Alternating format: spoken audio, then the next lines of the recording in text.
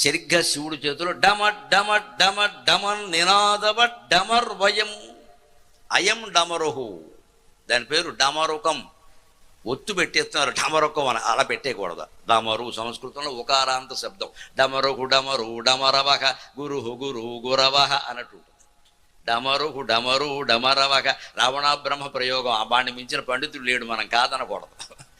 డమత్ డమత్ డమత్ డమత్ డమత్ డమత్ అని శబ్దం చేసే డమరుహు అయం అయం డమరుహు. ఈ మోగే బుడబుక్కల ధ్వని ఉందే అది నీ తాండవానికి చిహ్నమయ్యా అన్నాడు రావణ బ్రహ్మ. అంతటి పండితుడు, అంత భక్తుడు అని.